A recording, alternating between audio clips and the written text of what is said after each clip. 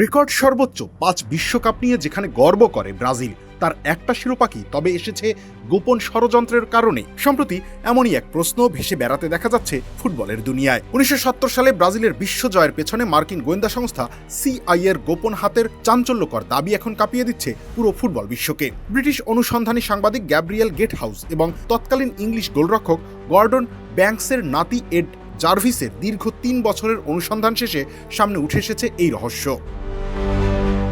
তাদের দাবি, স্নায়ুযুদ্ধের সেই উত্তাল সময়ে ইংল্যান্ডকে দুর্বল করে লাতিন আমেরিকায় cool body spray, long lasting fragrance গেট শক্তি বৃদ্ধির পরিকল্পনা ছিল মার্কিন যুক্তরাষ্ট্রের। সেজন্য ব্রাজিলকে বাড়তি সুবিধা দিতে পর্দার আড়ালে বোনা হয়েছিল এক ষড়যন্ত্রের জাল। সেই ষড়যন্ত্রের প্রথম ছক কাটা হয়েছিল কলম্বিয়ায়। 1970 বিশ্বকাপ শুরুর ঠিক আগে একটা ব্রেসলেট চুরির মিথ্যা অভিযোগে আচমকাই আটক করা হয় সেই সময় ইংল্যান্ড দলের অধিনায়ক ববি মুরকে।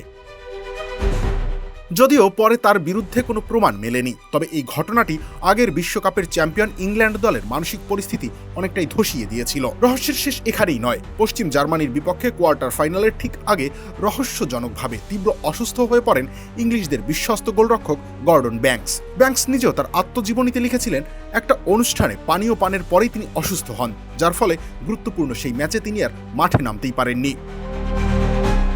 ব্যাংকসের অনুপস্থিতিতে বিকল্প গোলরক্ষক বোনেত্তি মাঠে নামেন, যেখানে 2-0 গোলে ব্যবধানে এগিয়ে থেকেও শেষ পর্যন্ত 3-2 ব্যবধানে হেরে বিশ্বকাপ থেকে বিদায় নেয় ইংল্যান্ড। ব্রাজিল বিশ্বকাপ জিতে নেয় ইংল্যান্ডের মোকাবিলা না করেই। অনুসন্ধানকারীদের মতে লাতিন আমেরিকায় নিজেদের রাজনৈতিক প্রভাব ধরে রাখতে তৎকালীন ব্রাজিলের সামরিক সরকারকে খুশি করতেই সিআইএ এই সূক্ষ্ম নীল নকশা সাজিয়েছিল।